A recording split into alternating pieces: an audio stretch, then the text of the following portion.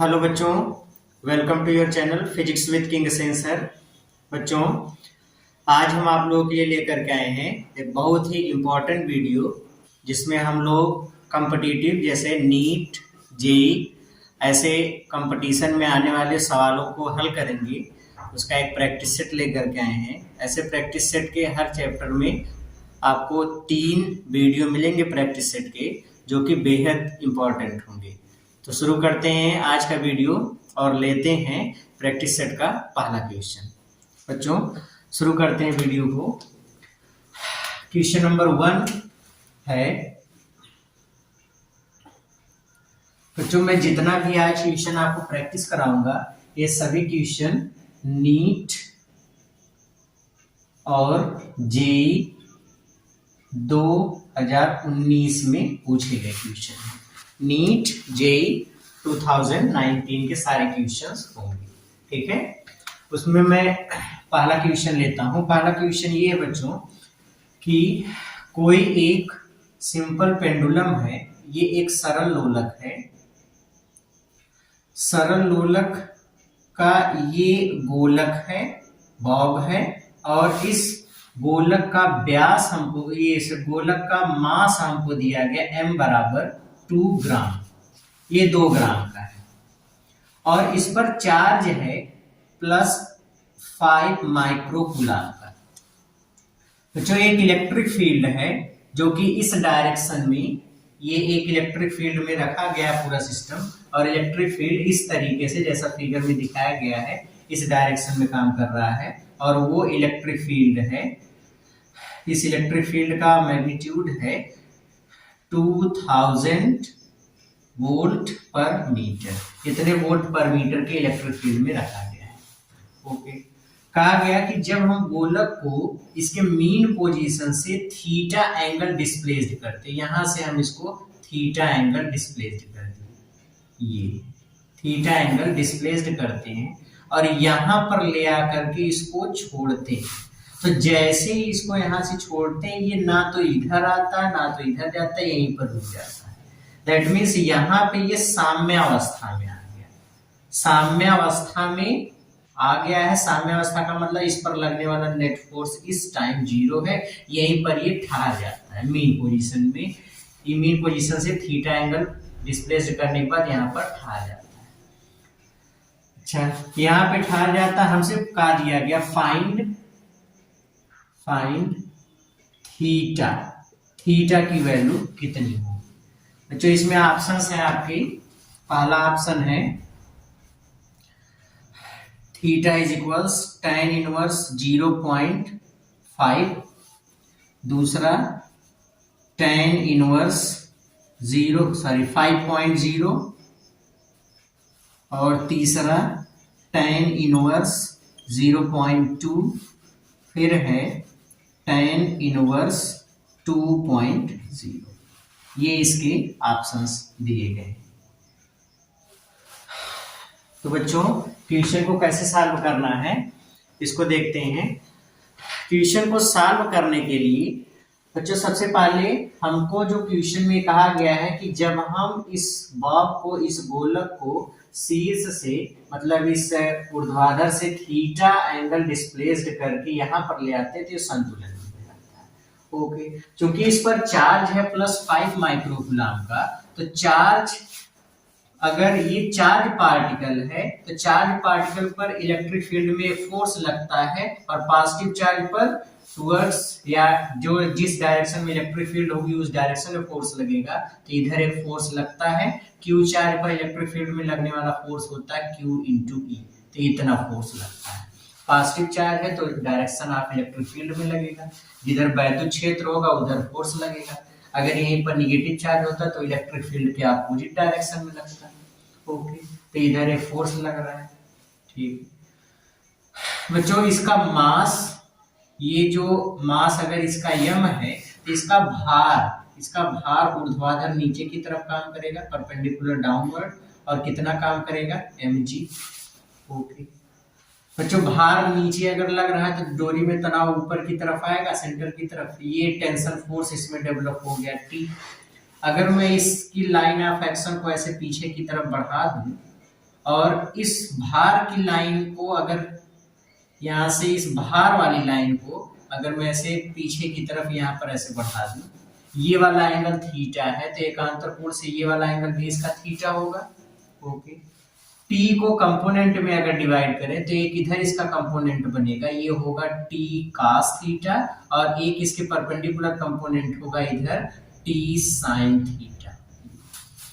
बच्चों कहा गया कि ये जब थीटा एंगल डिस्प्लेस्ड कर दिया जाता है तो ये पिंड साम्यावस्था में है, मतलब बैलेंस पोजीशन पे, ना तो इधर आ रहा है, ना तो इधर, ना तो ऊपर, ना तो नीचे, इस पर लगने वाला नेट फोर्स 0। तो अगर ये साम्यावस्था में है तो हम लोग लिख सकते हैं कि साम्यावस्था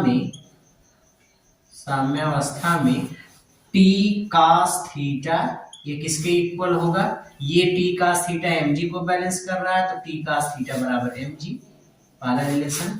इसी तरीके से electrical force QE T sine theta को बैलेंस कर रहा है, क्योंकि संतुलन में, संतुलन का मतलब क्या है, ना तो ऊपर जा रहा ना तो नीचे, मतलब इधर वाला फोर्स इसके बराबर हुआ, ना तो इधर जा रहा ना तो इधर, इसका मतलब है इधर वाला फोर्स इधर वाले के बराबर हुआ, तो इधर वाला फोर्स इसके बराबर हुआ, तो हम लोग लिख सकते हैं कि टी साइन थीटा किसके बराबर है, Q इंटू E। इक्वेशन से आप क्या करो, इक्वेशन सेकंड में फर्स्ट से डिवाइड कर दो। इक्वेशन सेकंड को फर्स्ट से डिवाइड करोगे तो सेकंड क्या है, T sine theta upon T cos theta is equals Q into E upon M into G। तो T से T मर गया, ये हो जाएगा tan theta is equals QE by M into G। तो theta is equals tan inverse, अब Q into E, Q की वैल्यू कितनी है 5 माइक्रोकूलम, तो 5 into 10 to the power -6 coulomb. Electric field 2000 volt per metre है, तो इसको आप लिख सकते हैं 2 into 10 to the power 3 volt per metre upon M का मान 2 ग्राम है, तो इसको आप लिख सकते हैं 2 into 10 to the power -3 kilogram into G की वैल्यू, बच्चों हम G की वैल्यू यहाँ पर ले लेते हैं 10 मीटर पर सेकेंड स्क्वायर। अगर G की वैल्यू 10 मीटर पर सेकेंड स्क्वायर लेते हैं तो देखो ये इससे कैंसिल हो गया 10 टू द पावर -3, ये इससे कैंसिल, 5 2 10, 10 से 10, तो ये मिल गया theta is equals tan inverse 1/2, 1/2 का मतलब tan इनवर्स 0.5, ये आ गई थीटा की वैल्यू। तो theta is equals tan inverse 0.5। तो कौन सा ऑप्शन सही हुआ, ऑप्शन 1। क्लियर हुआ, ओके, जल्दी से नोट करिए।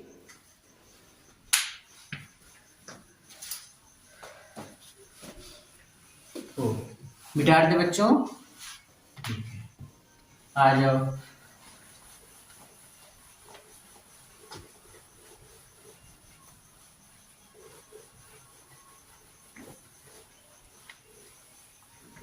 इसका क्वेश्चन नंबर 2 देखते हैं बच्चों।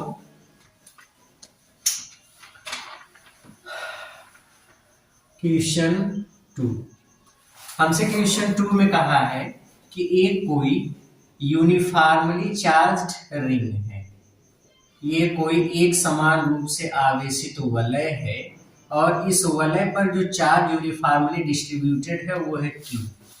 इस वलय की रेडियस है कैपिटल R, और कहा गया कि इसके एक्सिस पर h डिस्टेंस पर यहां पर कोई पॉइंट लिया जाता है, और इस पॉइंट पर कहा गया कि इलेक्ट्रिक फील्ड मैक्सिमम होता है, इलेक्ट्रिक फील्ड मैक्सिमम होता है। इस पॉइंट, सपोज पॉइंट P है, इस पॉइंट P पर इलेक्ट्रिक फील्ड मैक्सिमम होता है। तो हमसे कहा दिया गया कि बताइए E की वैल्यू, सॉरी H की वैल्यू कितना होगा, फाइंड H कितना होगा। इसमें ऑप्शंस हैं, पहला ऑप्शन है बच्चों R/√2, R/√2, दूसरा R√2, और तीसरा है R, लास्ट ऑप्शन है R/√5। ये तो क्वेश्चन को सॉल्व करिए, उसके बाद देखिए कौन सा ऑप्शन सही होगा।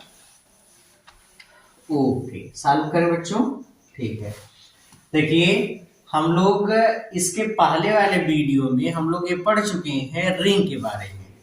बच्चों अगर आपको रिंग से रिलेटेड क्वेश्चन में कोई भी डाउट होगा तो आप पार्ट 12 इलेक्ट्रोस्टैटिक यूनिट फर्स्ट का इलेक्ट्रिक फील्ड एंड चार्ज का देख सकते हैं। वहां पे इसके बारे में हमने डिटेल से बताया है कि इसके अगर ये कोई एक यूनिफॉर्मली चार्ज्ड रिंग है तो रिंग के एक्सिस पर इलेक्ट्रिक फील्ड मैक्सिमम कितने डिस्टेंस पर होता है। तो इलेक्ट्रिक फील्ड मैक्सिमम ई मैक्सिमम हम लोग बच्चों पढ़े थे ई मैक्सिमम कितने डिस्टेंस पर होता है। तो आंसर एक्सिस पर x is equals plus minus a by root two, जहां पर ए को हमने रेडियस बोला था। क्या बोला था? रेडियस। ये रेडियस है, रेडियस ऑफ रिंग, ये रिंग की रेडियस।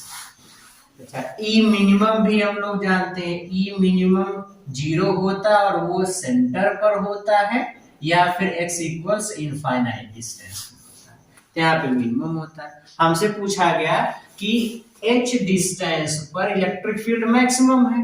अब मैक्सिमम इलेक्ट्रिक फील्ड होता कितने डिस्टेंस पे? a by root two. A क्या है? रेडियस। यहाँ पर रेडियस क्या है? r। तो हम लोग सीधे सीधे बता सकते हैं h equals r by root two. भाई जहां पे रेडियस a था वहीं पे r आ गया है। और मैक्सिमम इलेक्ट्रिक फील्ड वलय के अक्ष पर कहां पर होता है? तो answer r by root two distance पे होता है। जितने डिस्टेंस पे इलेक्ट्रिक फील्ड मैक्सिमम होगा, मतलब h की वैल्यू अगर इतना लिखेंगे तो इलेक्ट्रिक फील्ड जो मिलेगा ये मैक्सिमम होगा। तो कौन सा ऑप्शन सही होगा? Option 1, r by root two इतने डिस्टेंस पर इलेक्ट्रिक फील्ड मैक्सिमम होगा। ओके, ठीक है, कोई डाउट है? ओके, नेक्स्ट अगला क्वेश्चन लेते हैं। मिटा दें इसको। ठीक है,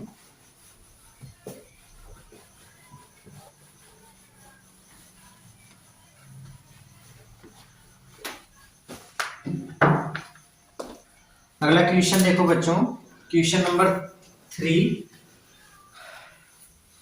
क्वेश्चन नंबर 3 हमसे ये कहा गया है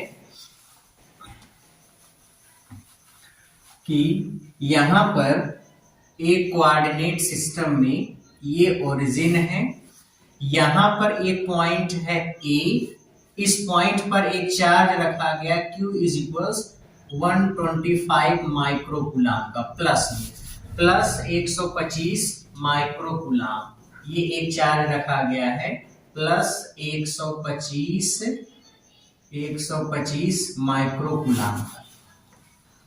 ये point a x equals 4 metre की डिस्टेंस पे, x इक्वल्स 4 मीटर की डिस्टेंस पे रखा गया। Sorry, x equals 3 metre, x equals 3 metre की डिस्टेंस पे रखा गया।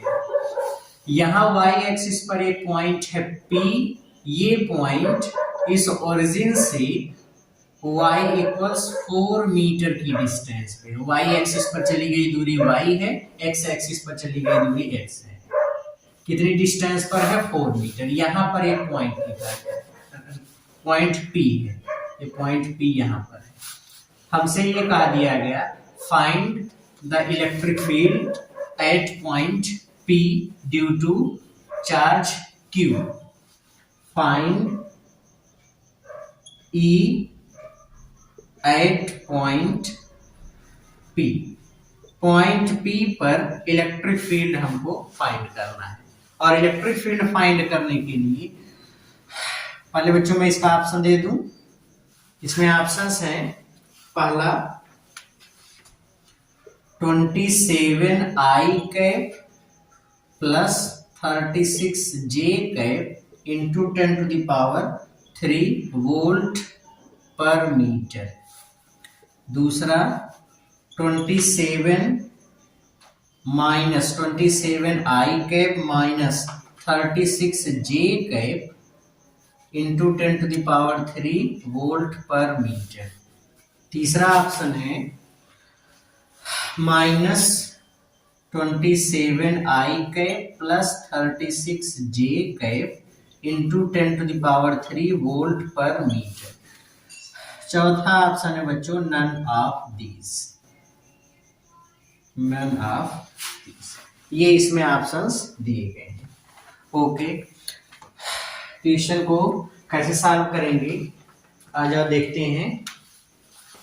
बच्चों इस क्वेश्चन को सॉल्व करने के लिए सबसे इंपॉर्टेंट चीज ये है कि देखो इलेक्ट्रिक फील्ड की वैल्यू इस बार वेक्टर फॉर्म में दिया गया है और यहाँ एक पॉइंट चार्ज है। तो बच्चों पहले हम लोग इसका एक बेसिक कॉन्सेप्ट समझ लें।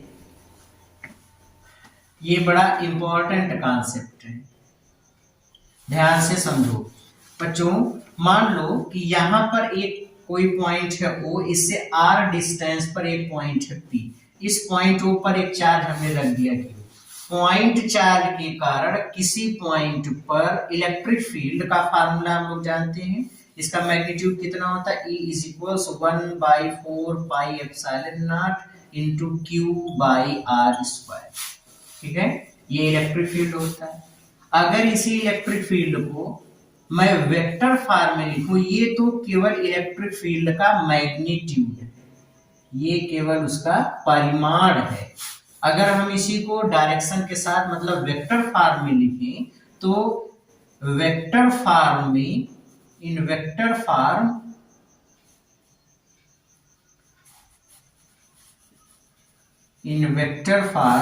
ये मिलेगा वेक्टर E इज इक्वल्स, पहले इसका magnitude 1/4 pi epsilon naught into Q/r² into direction.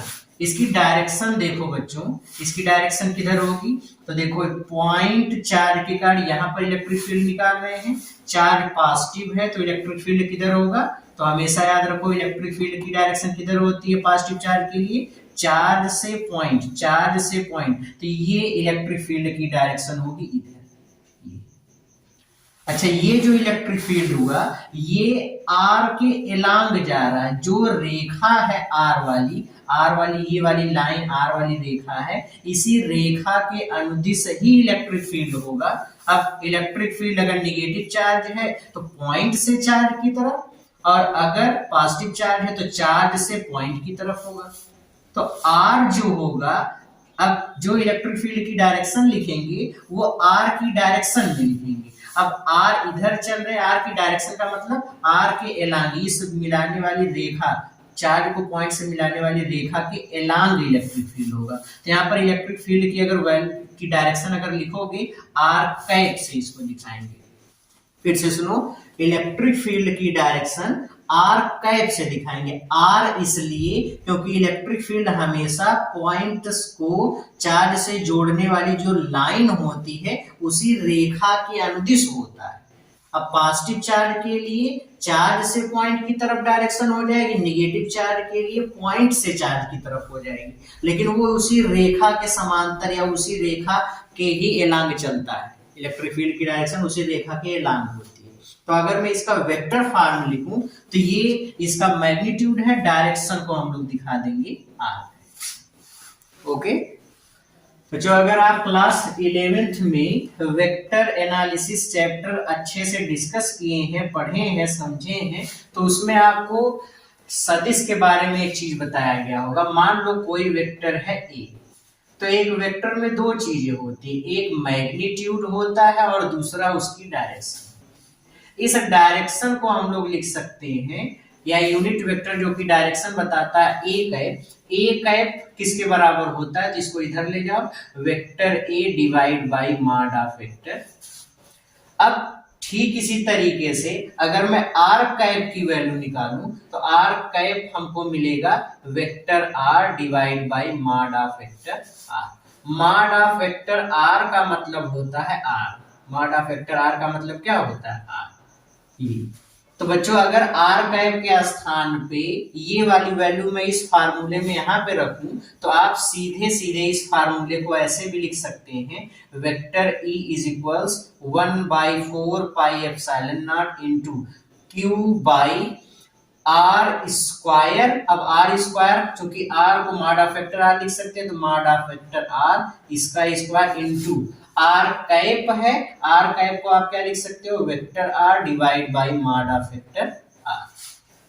तो ओवरऑल हमको ये वाला फार्मूला क्या मिला, E is equals 1/4 pi epsilon naught into Q into vector R divide by mod of vector R का whole square, और एक से और एक घात और ऐड हो गई मतलब होल क्यूब। ये वेक्टर फॉर्म ऐसे भी लिखा जा सकता है।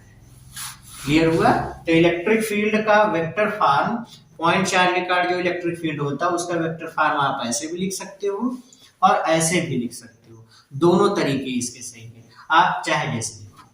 क्लियर हुआ? ओके। तो बच्चों अब क्वेश्चन को सॉल्व करते हैं। क्वेश्चन को सॉल्व करते समय यही वाला फार्मूला हमको याद रखना है। तो फार्मूला जो हमने पढ़ा इलेक्ट्रिक फील्ड का, पॉइंट चार्ज के कारण इलेक्ट्रिक फील्ड अगर वेक्टर फॉर्म में लिखना हुआ तो इसका फार्मूला क्या होता है, electric field due to a point charge E is equals, मैं वेक्टर फॉर्म इसका दिखा रहा हूं, E is equals 1/4 pi epsilon naught into Q by R square into R cap, ऐसे इसको लिखा जा सकता है। या vector E is equals 1/4 pi epsilon naught into Q upon mod of vector R का whole cube into vector R, ऐसे भी लिखा। क्लियर हुआ? तो इलेक्ट्रिक फील्ड को वेक्टर फॉर्म में हम दोनों में से किसी भी तरीके से लिख सकते हैं। बस यही वाला फार्मूला हमको इस वाले क्वेश्चन में अप्लाई करना। अब आते हैं अपने क्वेश्चन पर, और इस क्वेश्चन पे आते हैं। क्वेश्चन अब अगर ये फार्मूला समझ में आ गया तो ये वाला क्वेश्चन एकदम हलवा हो गया। क्वेश्चन कैसे लगाएंगे, ध्यान से देखो बच्चों, ये पॉइंट चार्ज है, इस पॉइंट पर इलेक्ट्रिक फील्ड निकालना है। तो इलेक्ट्रिक फील्ड निकालने के लिए दोनों के बीच की डिस्टेंस चाहिए, तो इसको इससे मिला दो। पॉइंट चार्ज है, पॉजिटिव है, ये पॉइंट है, पॉजिटिव चार्ज के कारण इलेक्ट्रिक फील्ड चार्ज से पॉइंट की तरफ, चार्ज से पॉइंट, तो चार्ज से पॉइंट इस डायरेक्शन में चलोगे, ये होगा। अच्छा, इस डायरेक्शन में चल रहे हैं, वेक्टर अगर इस डायरेक्शन में है तो इस वेक्टर को, चूंकि ये डिस्टेंस को मेजर कर रहा है इसलिए हम इसको दिखाते हैं वेक्टर आर से। वेक्टर आर बोलो कितना होगा, तो वेक्टर आर का निर्माण हुआ है एक्स अक्ष और वाई अक्ष, दोनों एक्सिस की डायरेक्शन, तो दोनों अक्ष पर चली गई दूरियां।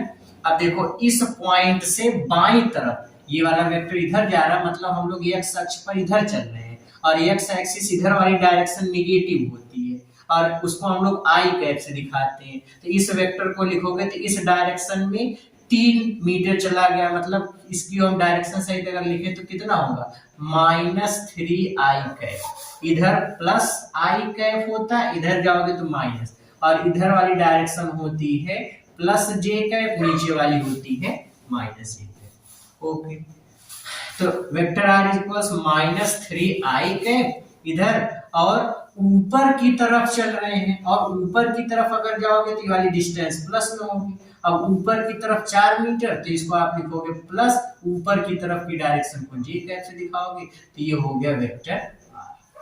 ठीक है, तो हमको मिल गया वेक्टर आर कितना है, -3i cap plus 4j cap, ये हो गया। तो मॉड ऑफ वेक्टर आर कितना होगा, परिमाण इसका कितना होगा, अंडर रूट आई कैप पे गुणा -3 का स्क्वायर फिर प्लस 4 का स्क्वायर, तो 9 और 16 मतलब 25, उसका रूट 5, तो ये हो गया 5 मीटर।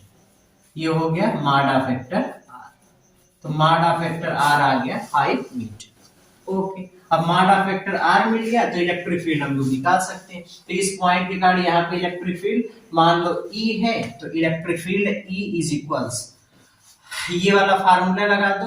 ये वाला फार्मूला अगर लगाते हैं तो 1/4 पाई एप्सिलॉन नॉट की वैल्यू 9 × 10⁹ इंटू Q की वैल्यू किसके बराबर है, 125 माइक्रोकूलम, तो 125 माइक्रोकूलम का मतलब गुणे 10⁻6 कूलम बटे Q upon mod of vector R का whole cube. Mod of vector R की वैल्यू 5 मीटर, उसका क्यूब करोगे तो 125 into vector R. Vector R किसके बराबर मिला है, -3i कैप प्लस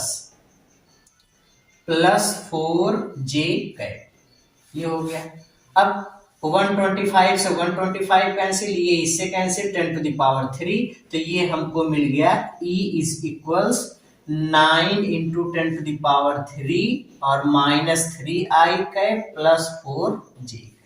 इसका अंदर मल्टीप्लाई करो तो 9 त्रिक 27 माइनस में इतने आई कैप और 9 का इसमें गुणा करोगे तो ये हो जाएगा 9 चौक 36 जे कैप, और अभी आगे क्या बचा है 10 की घाते 3, इतने वोल्ट पर मीटर ये इलेक्ट्रिक फील्ड आएगा, इतना इलेक्ट्रिक फील्ड की वैल्यू होगी।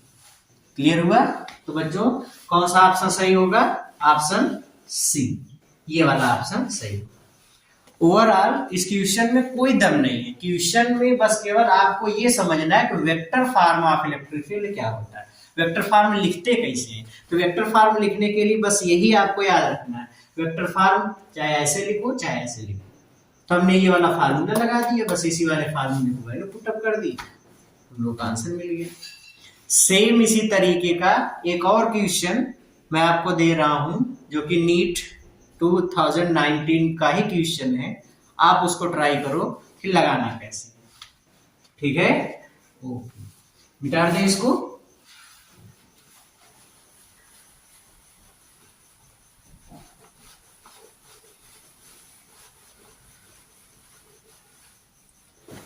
बच्चों ये जो वेक्टर फॉर्म वाला हमने अभी तरीका बताया बड़ा इंपॉर्टेंट तरीका है, इस पे हम लोग को अक्सर कंपटीशन के एग्जाम में क्वेश्चंस मिलते हैं। जैसे ये वाला क्वेश्चन, क्वेश्चन नंबर 4, ध्यान से देखिए, हमसे कहा गया है कोऑर्डिनेट पर यहाँ पे ये वाली डायरेक्शन आई कैप है और ये वाली डायरेक्शन जे कैप है, ये इसका ओरिजिन है O या 0,0। यहाँ पे एक कोई पॉइंट लिया गया है, पॉइंट A, इस पॉइंट A का कोऑर्डिनेट है 1,0।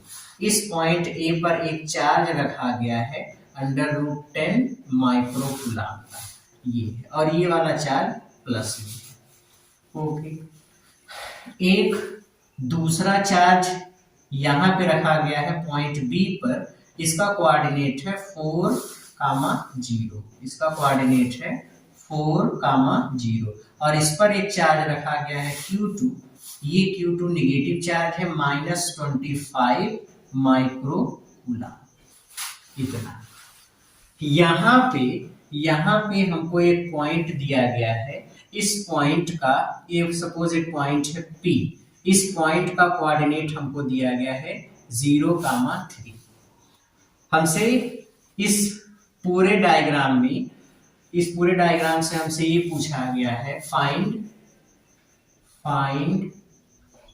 E net electric field at point P।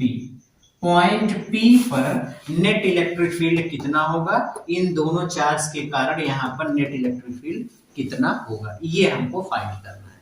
तो नेट इलेक्ट्रिक फील्ड फाइंड करना है बच्चों, इसमें ऑप्शन आपको दिए गए हैं। पहला ऑप्शन है 63i कैप -27 जे कैप इंटू 10⁻² न्यूटन पर कूलम। दूसरा है 81i कैप -81 जे कैप इंटू 10⁻² न्यूटन पर कूलम।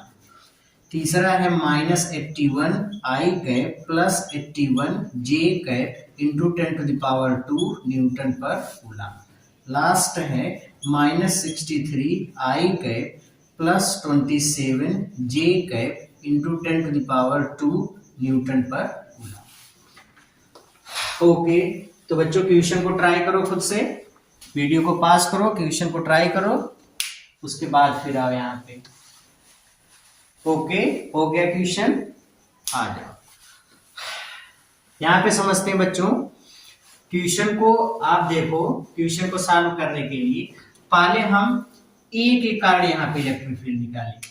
ध्यान से देखो, ये पॉइंट चार्ज है और ये पॉइंट है, ये वाला चार्ज प्लस में है, तो पॉजिटिव चार्ज के कारण पॉइंट पर इलेक्ट्रिक फील्ड कैसे निकालते हैं, दोनों को मिला दो चार्ज को पॉइंट से, और डायरेक्शन इधर इसकी किधर होगी, तो डायरेक्शन होगी प्लस चार्ज के कारण चार्ज से पॉइंट की तरफ। तो चार्ज यहाँ है, पॉइंट इधर है, तो चार्ज से पॉइंट, ये इलेक्ट्रिक फील्ड की डायरेक्शन।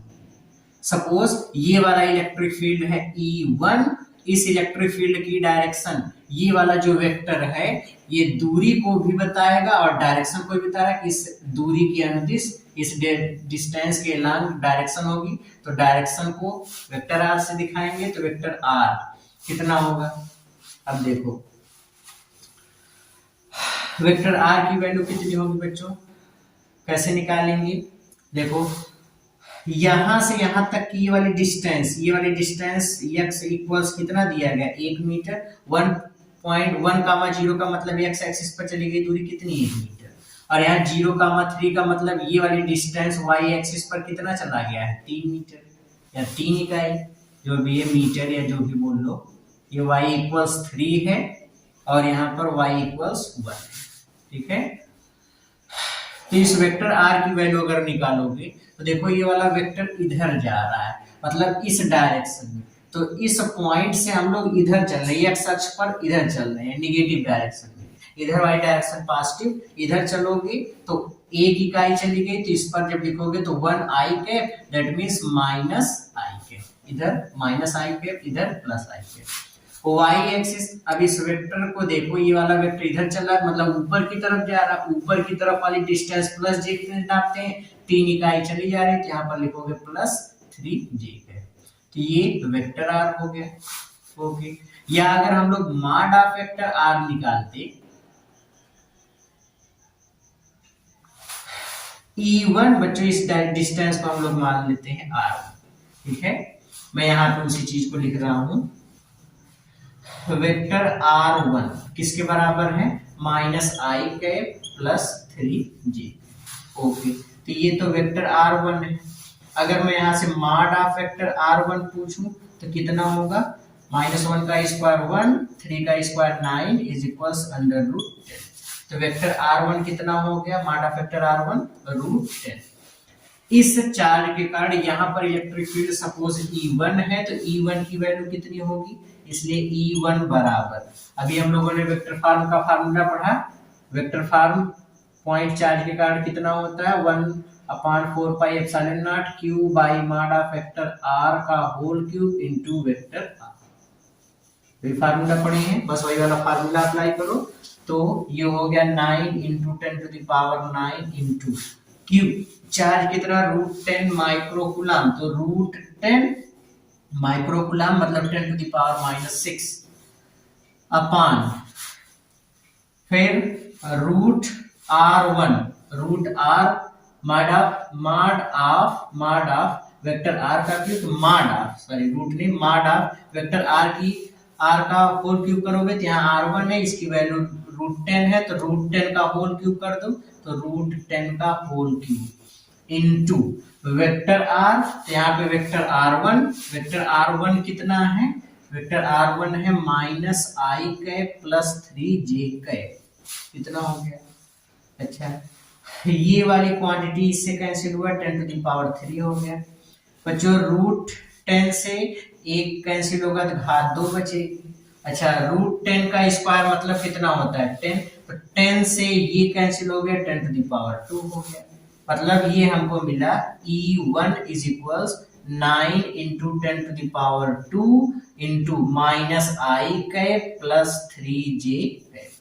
9 का अंदर गुणा कर लो, 9 का अगर अंदर गुणा करते हैं तो ये मिलेगा E1 बराबर, 9 का अंदर गुणा करोगे तो ये हो जाएगा -9 आई कैप प्लस 9 × 3 = 27 j कैप, इतना हो गया, और इंटू 10⁻², इतने वोल्ट पर मीटर या इतने यूनिट, ये इलेक्ट्रिक फील्ड आ गया E1, ये क्लियर हुआ, ओके। अब जैसे हमने E1 की वैल्यू निकाला है, ठीक उसी तरीके से हमको E2 इस पॉइंट चार्ज के कारण यहाँ पे इलेक्ट्रिक फील्ड निकालना है।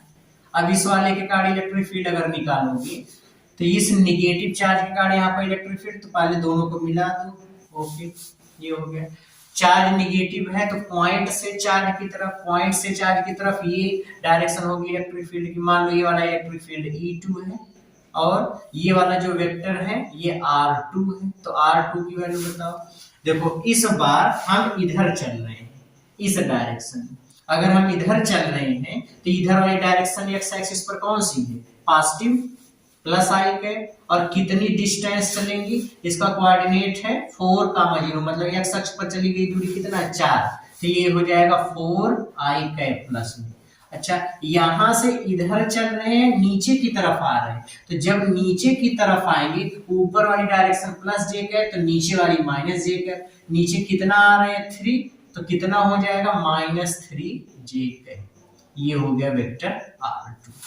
अच्छा, यहां से कैलकुलेट करते हैं। R2 वेक्टर हमको मिल गया 4i कैप -3j कैप, तो मॉड ऑफ वेक्टर R2 कितना हो जाएगा, √4 का स्क्वायर फिर -3 का स्क्वायर, ये हो जाएगा 16 9 25, 25 का वर्गमूल 5। तो R2 का मैग्नीट्यूड कितना हो गया, 5।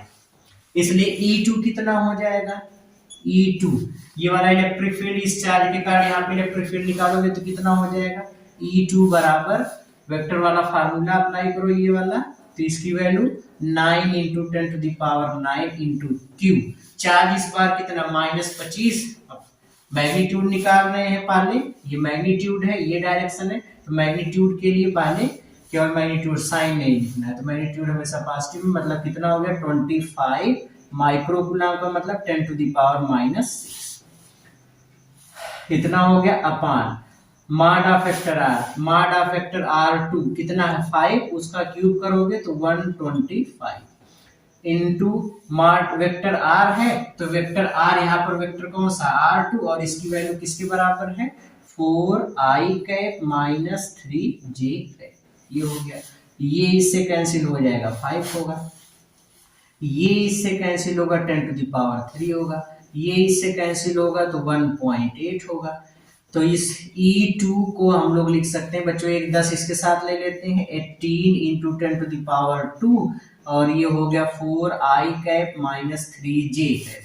इसका अंदर मल्टीप्लाई करो, 18 का इसमें गुणा कर दोगे तो 18 × 4 72, i कैप -18 × 3 54, इतने j कैप, और फिर इसमें मल्टीप्लाई हो जाएगा किसका 10⁻² का, इतने मात्रक। ये दूसरा इलेक्ट्रिक फील्ड हो गया दूसरे वाले चार्ज के कारण। हमसे पूछा गया है कि यहाँ पर नेट इलेक्ट्रिक फील्ड, दोनों चार्ज के कारण यहाँ पर नेट इलेक्ट्रिक फील्ड कितना होगा, इसलिए E नेट अगर निकालोगे तो बच्चों net electric field net electric field होगा E1 + E2।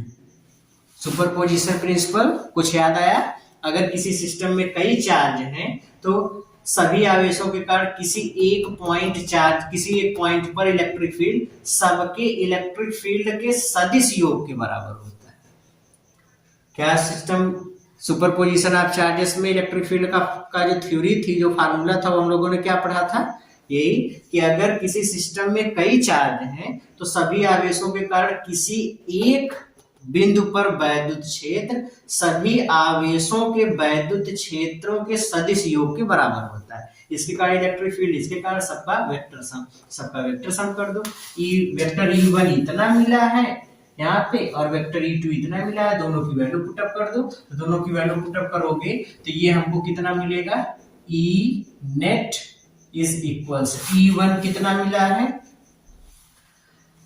E1 -9i cap +27j cap इतना, और फिर इंटू 10⁻², और फिर प्लस E2 की वैल्यू लिख दो 72i cap -54j cap into 10⁻², कितना हो गया, ओके। 10⁻² कॉमन है, -9i कैप प्लस ये माइनस है ये प्लस है तो सब्सट्रैक्ट हो जाएगा, कितना हो जाएगा 63i कैप, ये देखो प्लस है ये माइनस है तो ये भी सब्सट्रैक्ट हो जाएगा, -27j कैप इतना, और इंटू 10⁻², इतने न्यूटन पर कूलम। जो भी डिस्टेंस की यूनिट होगी, मतलब ये मीटर में दिया गया, इसका मतलब ये होगा, तो ये न्यूटन पर कूलम।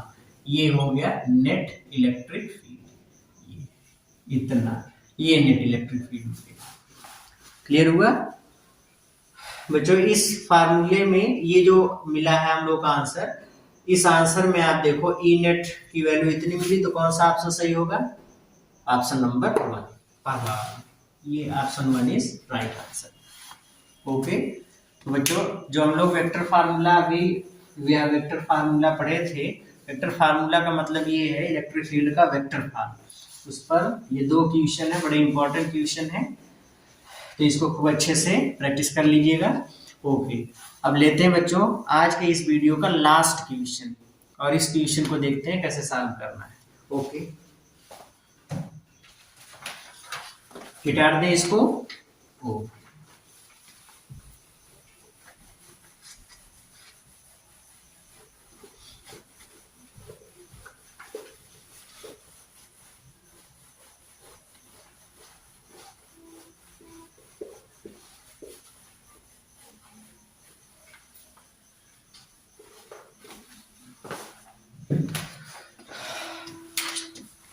लास्ट क्वेश्चन है बच्चों आज के इस प्रैक्टिस सेट का, क्वेश्चन नंबर 5। क्वेश्चन नंबर 5 में हमको एक चार्ज का सिस्टम गिवन है कि कहा गया है कि यहाँ पर ये एक समबाहु त्रिभुज है, समबाहु त्रिभुज की ये लंबाइयां हैं यल, तीनों यल के बराबर है। ओके, यहाँ पे चार्ज रखा गया है, यहाँ पर चार्ज है +q, यहाँ पर चार्ज है +q, यहाँ पर चार्ज है -2q। हमसे ये कहा दिया गया कि find P net, net electric dipole moment, मतलब परिणामी या नेट वैद्युत द्विध्रुव आघूर्ण, नेट वैद्युत द्विध्रुव आघूर्ण कितना होगा ऑफ गिवन सिस्टम, दिए गए निकाय का नेट वैद्युत द्विध्रुव आघूर्ण कितना होगा, ये हमको फाइंड करना है। इसमें आपके ऑप्शंस दिए गए हैं, पहला √3 QL I -J /√2,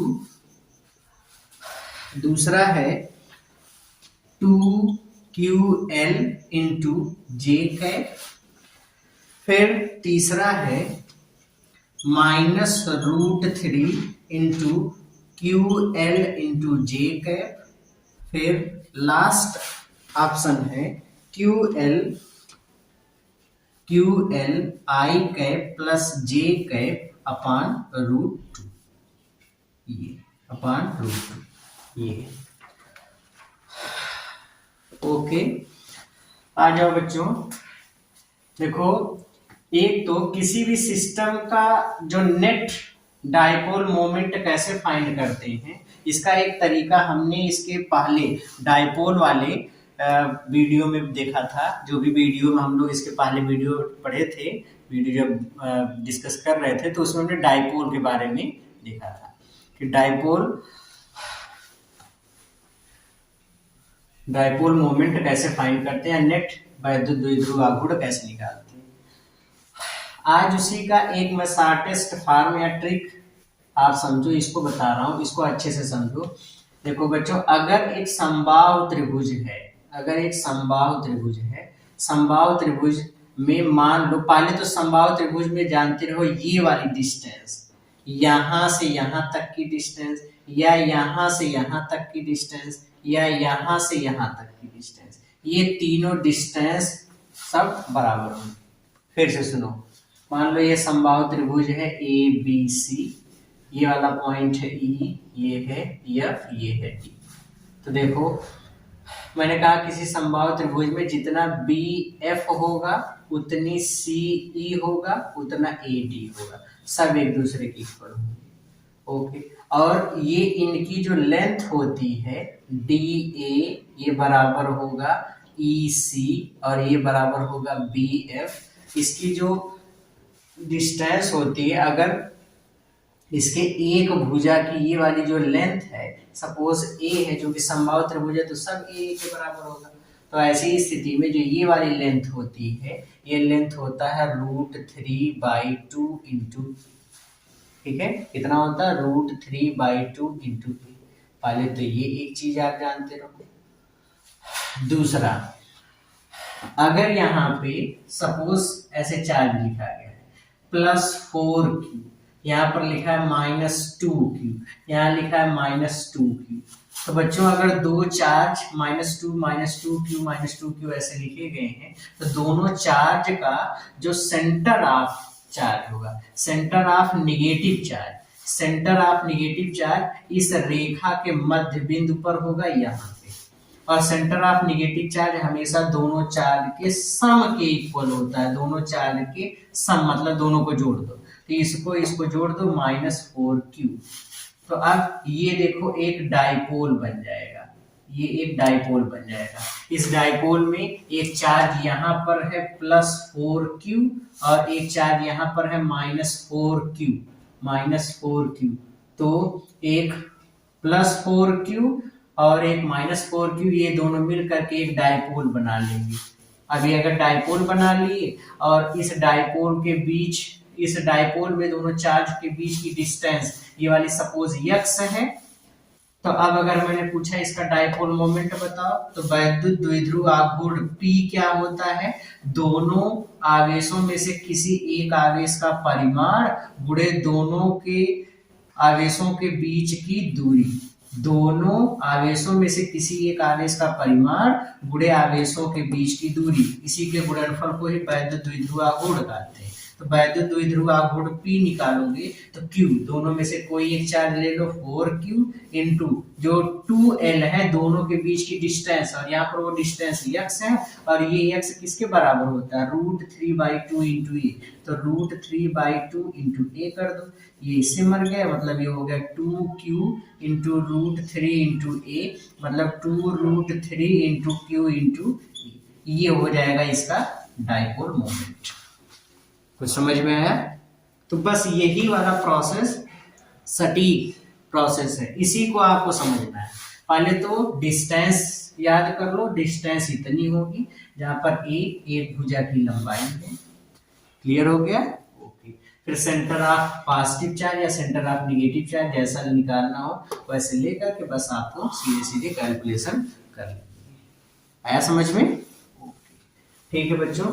अब जो हम लोग का क्वेश्चन है उस क्वेश्चन पे आते हैं।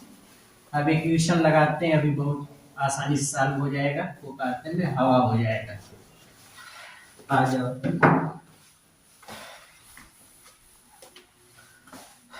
बच्चों जो फिगर दिया गया, इस फिगर में आप देखो ये कहा गया कि ये एक समबाहु त्रिभुज है। कैसा है? समबाहु त्रिभुज, क्योंकि इस त्रिभुज में तीनों भुजाओं की लंबाई एक समान है। अगर तीनों भुजाओं की लंबाई एक समान है तो ये वाली जो भुजा होगी इसकी लेंथ, अगर ये वाली L है तो ये वाली लेंथ, मान लो इस पॉइंट और इस पॉइंट के बीच की ये डिस्टेंस x है, तो x की वैल्यू किसके बराबर होगी? अभी हमने बताया था √3/2 इंटू a, और a किसके बराबर है? L के, तो यहाँ पे L कर दे, ये हो जाएगी। ओके, अगर ये चार्ज +Q, ये चार्ज +Q, तो सेंटर ऑफ पॉजिटिव चार्ज यहाँ बीच में होगा, कितना होगा? दोनों को जोड़ दो, 2Q, वो भी प्लस में, 2Q वो भी प्लस में मिल गया। अब देखो एक प्लस चार्ज एक माइनस चार्ज, तो ये मिल करके एक इलेक्ट्रिक डाइपोल बना लिए। डाइपोल बना लिए तो डाइपोल का डाइपोल मोमेंट वैद्युत द्विध्रुव आघूर्ण P क्या होता है? दोनों आवेशों में से किसी एक आवेश का परिमाण फिर गुणे दोनों आवेशों के बीच की दूरी, ये कर दो, तो ये हो गया P बराबर 2Q इंटू x की वैल्यू किसके बराबर है? √3/2 इंटू L, तो ये इससे कैंसिल हो गया, ये मिल गया √3QL, ये हो गया P। अच्छा, अगर मैं इसी को वेक्टर फॉर्म में लिखूं तो बच्चों वैद्युत द्विध्रुव आघूर्ण में वैद्युत द्विध्रुव आघूर्ण की दिशा किधर होती है, तो इसकी डायरेक्शन हमेशा निगेटिव चार्ज से पॉजिटिव चार्ज की तरफ, नेगेटिव चार्ज से पॉजिटिव चार्ज मतलब इधर होती है। हम नीचे की तरफ चल रहे हैं, ऊपर की तरफ की डायरेक्शन को y एक्सिस के नाम ऊपर की तरफ की डायरेक्शन को प्लस जे कैप से दिखाते हैं। तो नीचे की तरफ चलोगे तो किससे दिखाएंगे, माइनस जे कैप। तो इसकी डायरेक्शन नीचे की तरफ मिल रही है, तो ये इसका परिमाण हो गया into minus J cap. Minus को आगे लेकर के चले आओ तो ये हो जाएगा P बराबर माइनस √3 इंटू QL इंटू जे कैप, ये हो गया। तो देखो बच्चों कौन सा ऑप्शन सही है, option C, C is the correct answer. Okay, clear हो गया, ठीक है। तो बच्चों ये रहा आज के प्रैक्टिस सेट का कुछ क्वेश्चंस। मिलते हैं हम लोग अगले प्रैक्टिस सेट के सवालों को लेकर के, जिसमें इससे भी अच्छे अच्छे क्वेश्चंस होंगे, तो उसको सॉल्व करेंगे। तो तब तक पढ़ते रहिए, मेहनत करते रहिए। All the very best.